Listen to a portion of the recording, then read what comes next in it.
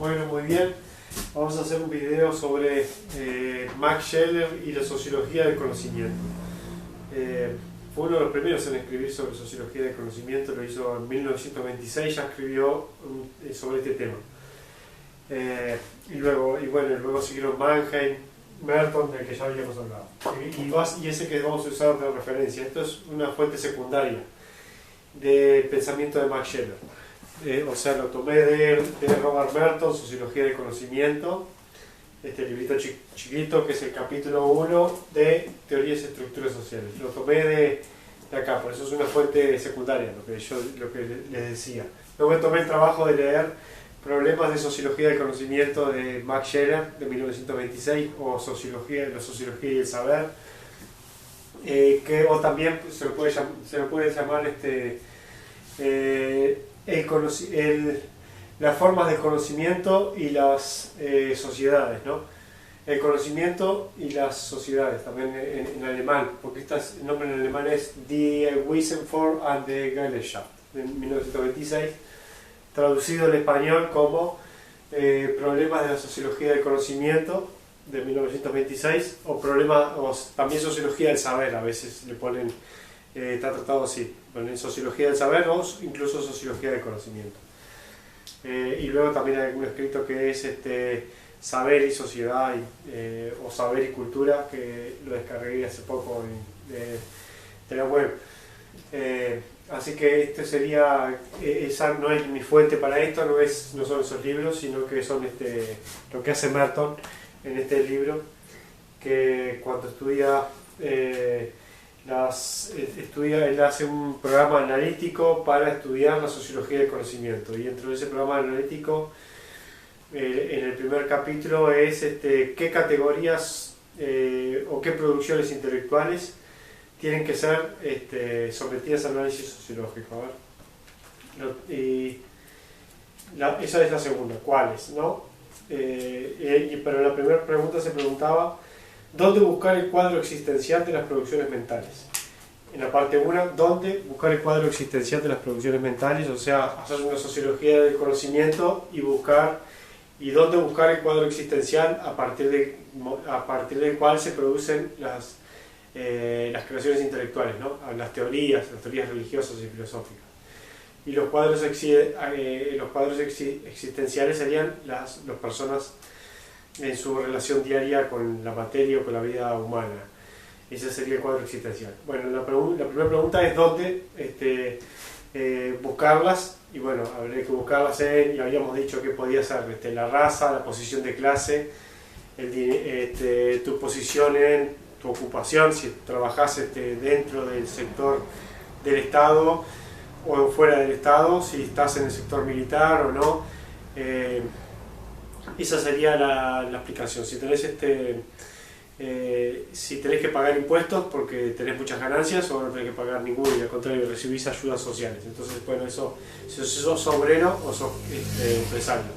Esos serían los cuadros existenciales. Entonces Merton decía dónde buscar las producciones mentales. Bueno, en esos cuadros existenciales.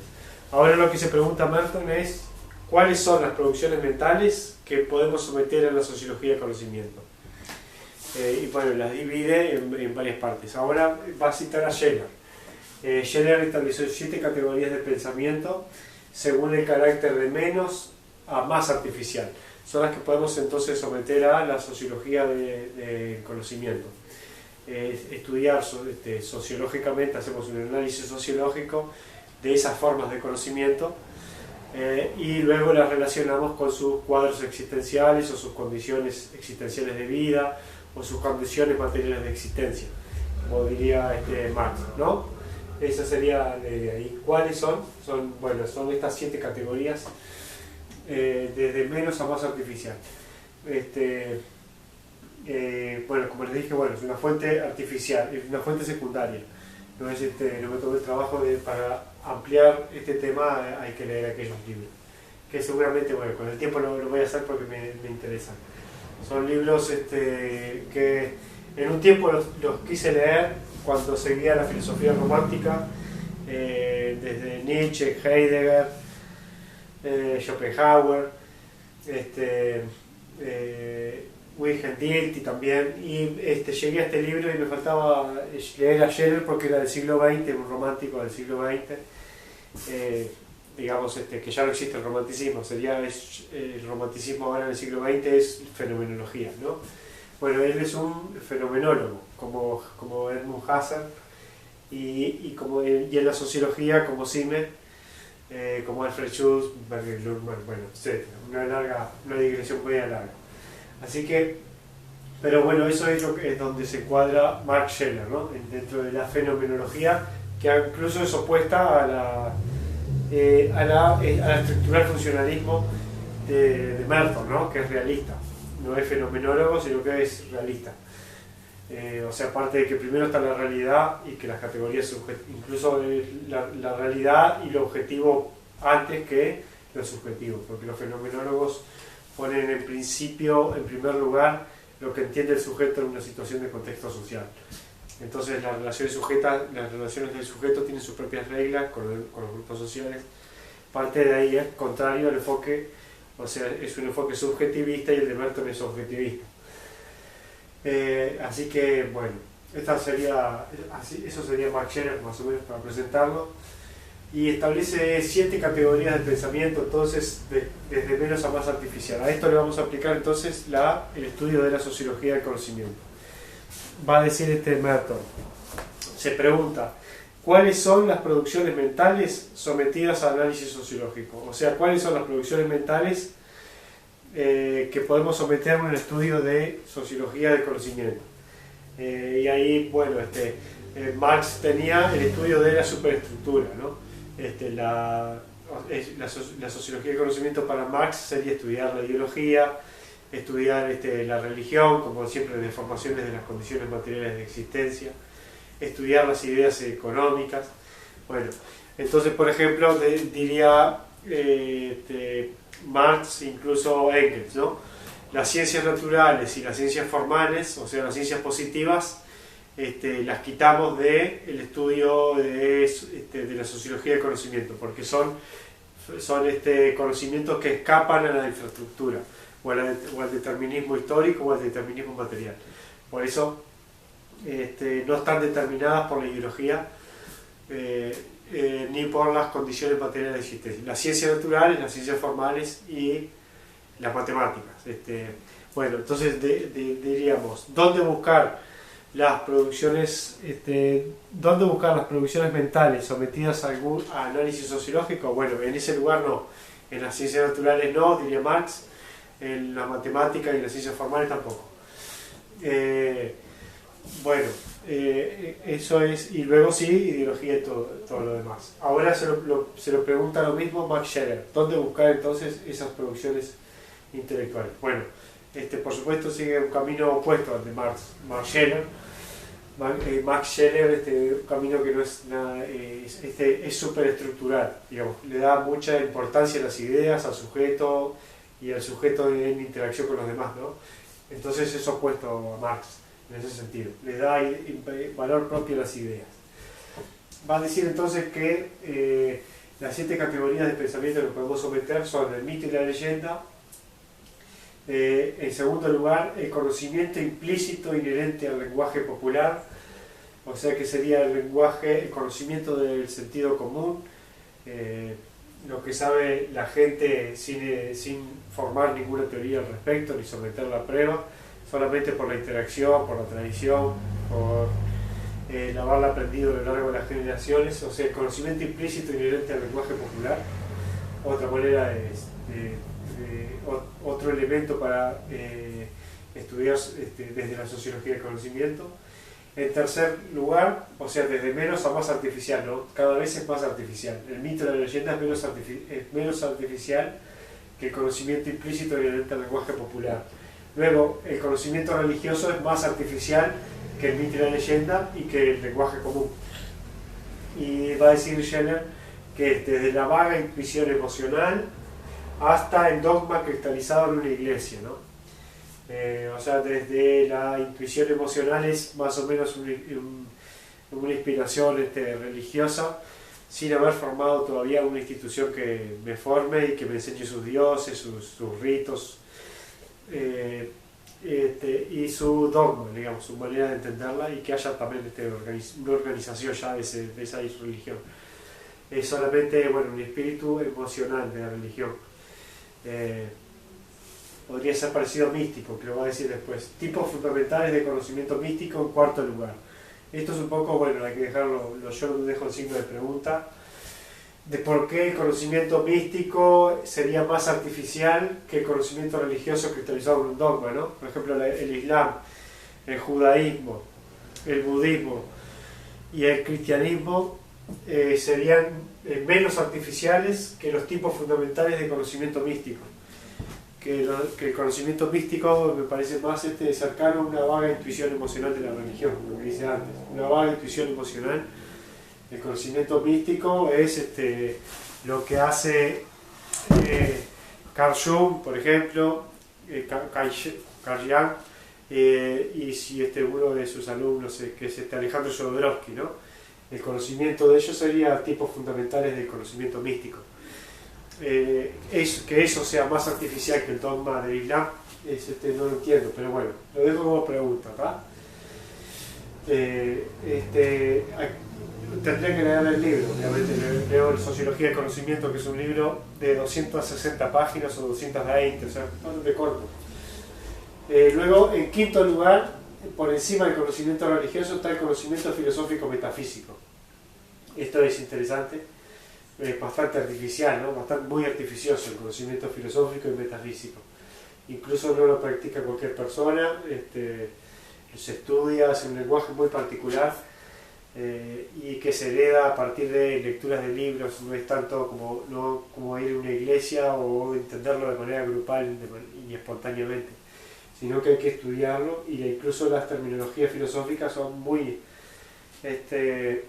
bien artificiosas, ¿no? Lo que ya, la hermenéutica, los kantianos, los neokantianos, filosofía trascendental, empirismo lógico, todo eso sin duda que es muy artificial, ¿no? Mucho más artificial, bueno, que el conocimiento religioso, que tiene un arraigo mucho más grande en las tradiciones. Surge de algunas tradiciones o modos de vida tribales desde un principio, que pueden ir con el tiempo hasta transformarse en un dogma. En cambio, el conocimiento científico es mucho más artificioso, porque incluso una persona sola puede inventarlo, ¿no? Si una persona sola puede inventar el postestructuralismo o crear esa corriente, es porque es muy artificioso, sin duda, el conocimiento filosófico y metafísico. Pero bueno, incluso más artificioso que ese conocimiento, dice Scheller, es el conocimiento positivo de las matemáticas, las ciencias sociales, las ciencias naturales, por acá. Acá me equivoqué. Esto sería el conocimiento positivo de las matemáticas, las ciencias naturales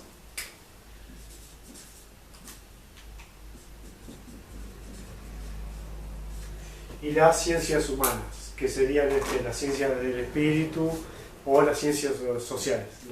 Las podemos simplificar mejor, ponerle ciencias sociales. Son, claro, más artificiosos también que el conocimiento filosófico, según Scheller. Y por eso el conocimiento positivo cambiaría, dice Scheller, día a día, ¿no? Hora a hora o día a día. Cambia continuamente por la nueva evidencia, como son ciencias, continuamente se descubren elementos nuevos y se los cambia por nosotros. Digamos, si uno hace una investigación en ciencias naturales y descubre que lo que sabíamos sobre el crecimiento de las plantas tiene algunos cambios, y la explicación no es como lo habíamos tenido, sino que se cambia rápidamente el pensamiento, ¿no? De un lado, o sea, si la evidencia dice algo contrario a lo que ya sabíamos, lo cambiamos. Si encontramos nuevos elementos que están entre la historia de la evolución, entre el Homo erectus y el Homo sapiens, lo colocamos enseguida, cambiamos nuestro parecer y decimos no, existió otra especie homínida anterior. Bueno, siempre va cambiando día a día, ¿no? día a día, o bueno, día a día porque hay todo el tiempo de investigación científica. Incluso, bueno, la investigación sobre el cerebro cambia, hace continuamente que estemos estudiando dónde está la agresividad, por qué hay algunas, al menos en los que creen en la biología, ¿no? O los que creen que el cerebro es una ciencia natural, no los que creen que el comportamiento es siempre una construcción social. Dónde está las capacidades matemáticas en el cerebro, todo eso cambia muchísimo. Y cómo se puede estimular más la capacidad matemática en el cerebro según qué según qué partes de las neuronas conectemos. Bueno, cambia sin duda de una manera muy grande. Las ciencias naturales, bueno, y bueno, después podemos decir que las matemáticas al final no cambian mucho, pero bueno, son muy artificiosas también. Bueno. Luego las ciencias sociales, claro, según Bunge, por ejemplo, como hay teorías que no han cambiado a lo largo de 100 años, prueba de que son malas. Dice Bunge porque se las acepta como dogmas, ¿no? Claro, está pensando un poco como Scherer, que si como la ciencia es algo artificial, tiene que ir cambiando, ¿no? Tendríamos que decir, no, la fenomenología no nos sirve para la investigación científica. Ya hemos visto que la producción de pobreza, el aumento de la pobreza se da debido a estos y estas condiciones materiales, objetivas que se descubren en la realidad y no a percepciones individuales que no, digamos que entonces desecharíamos la fenomenología según lo que él diría. Pero bueno, estamos igual la fenomenología, estamos acá. Así que las ciencias humanas cambian mucho, bueno, ¿no? Sin duda que si hay nueva evidencia sobre lo que ya conocemos, lo cambiamos enseguida. Ahora, sobre el conocimiento religioso, no, digamos, no hay cambia, los dogmas religiosos no están sometidos continuamente a juicios y continuamente a críticas y ataques. No hay una, digamos, sí hay, suceden ataques, pero desde afuera, ¿no? Desde adentro, desde los teólogos que continuamente estén cambiando los dogmas o las explicaciones que hacen de los mitos de la Biblia o de las historias de la Biblia, no es algo que cambie de día a día, son sistemas bastante rígidos, ¿no? Y luego, bueno, el conocimiento implícito inherente al lenguaje, ahí se me ocurrió también el lenguaje común, el lenguaje. La manera de hablar cambia poquitísimo, muy poco, casi nada, con respecto a las ciencias naturales. A lo que decíamos recién, las ciencias naturales cambian sí muchísimo. Las ciencias sociales, bueno, las ciencias sociales también, si consideramos todas las corrientes sociológicas que han habido desde los 50 hasta el 2020, vemos que ha cambiado muchísimo, siempre ha venido una superadora de la anterior, una mezclada con la anterior y bueno, más allá de que podemos decir el funcionalismo de Durkheim ha pasado mucho tiempo y sigue siendo válido, ya está transformado en muchísimas cosas. Merton lo transformó en marxismo y lo transformó con el marxismo y funcionalismo al mismo tiempo. O sea, hace un estructural funcionalismo con conflicto. Bueno, y ya el estructural funcionalismo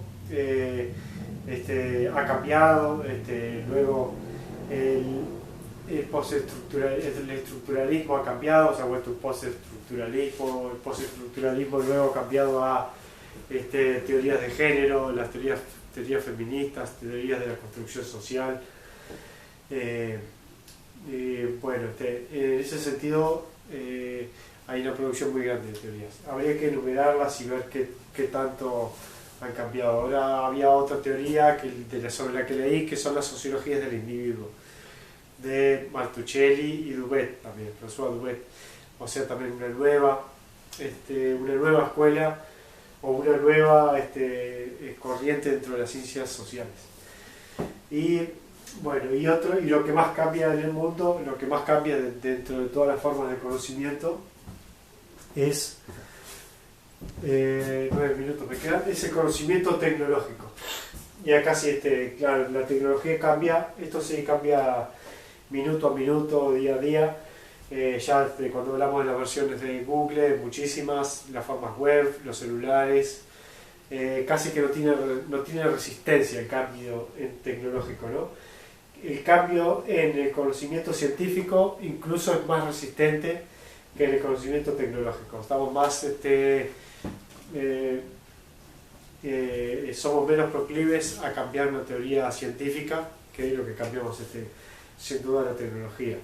La tecnología es, casi cualquier invención se impone, menos una iluminación que es de mayor cantidad de lúmenes y menor cantidad de gasto de energía se impone. Una cámara de fotos con un zoom cada vez más grande se impone, celulares con mayor capacidad. Bueno, en ese sentido es cierto que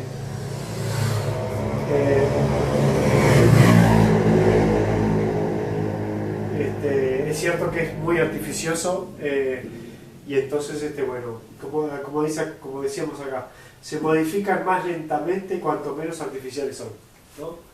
El mito y la leyenda casi no se modifica con respecto al conocimiento tecnológico, que es casi desechable, ¿no? Así que, bueno, eso es sumamente interesante. ¿Sí? Esto con respecto al conocimiento tecnológico. Luego había unas derivaciones que las hacemos como, ya no hablando de sociología del conocimiento, pero sobre este hecho.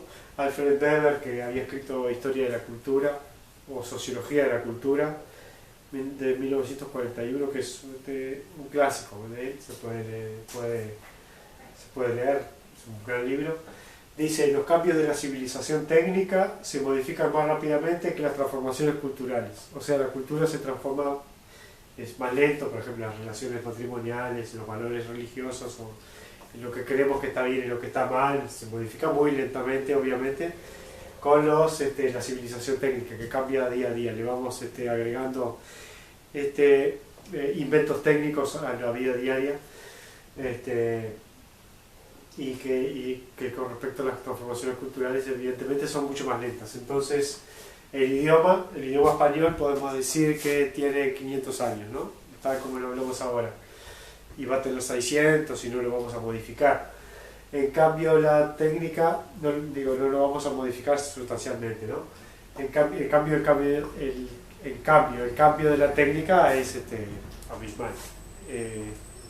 Lo vamos casi que es como cambiar las palabras unas por otras continuamente. Si hacemos un paralelismo entre el lenguaje y el idioma. Y bueno, también el amor a la patria, que podría entrar dentro del conocimiento popular, o el mito y la leyenda, ¿no? El amor a la patria, ese tipo de construcciones duran muchísimo. Estamos muy poco dispuestos a cambiarlas, como si, bueno, volviendo a las teorías científicas, ¿no? Luego William Ogburn había tratado el mismo tema. William Ogburn, no sé si lo dijo antes que Alfred Weber, me parece que sí, porque William Ogburn escribió El cambio social y tendencias sociales. Hay uno que es grandes tendencias sociales, un artículo interesante, y después El cambio social, también la pauta del cambio social, ese otro artículo, y tiene algunos libros más. Eso igual no son libros, son artículos. Dice: los factores materiales se modifican más rápidamente que los no materiales. Los materiales se modifican entonces más rápidamente que los no materiales, o sea, las creencias, los valores, y esto lo que genera es un lag cultural o un rezago cultural. O sea, justamente tomando lo que dice Shell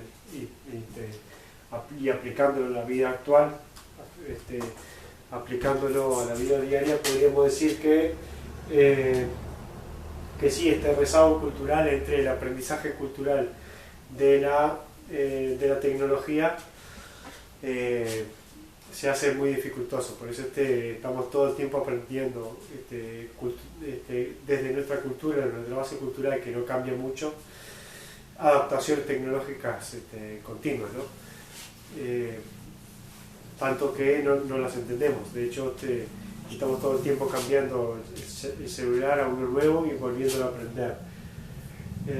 Luego aparecen nuevas formas de hacer conferencias y clases por internet y nos tenemos que adaptar a eso e incluso nos adaptamos mal, ¿no? La tecnología cambia mucho más rápido que la cultura, entonces la cultura, que podría ser la institución educativa, va con un rezago muy grande, muy fuerte con respecto a cómo cambia la tecnología.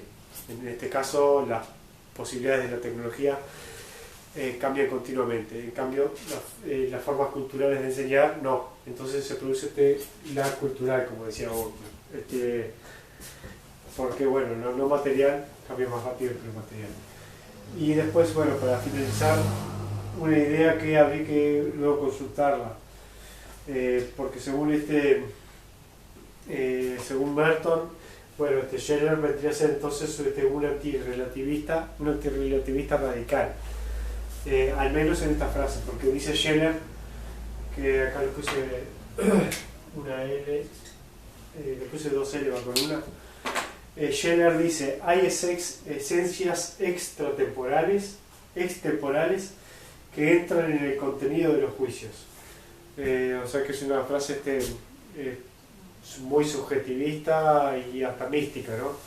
Pero habría entonces esencias extratemporales que no importan de qué cultura, en qué tiempo ni en qué cultura estás, ni cuál es tu lenguaje, que entrarían en el contenido de los juicios. O sea que los juicios tendrían algunas valoraciones universales.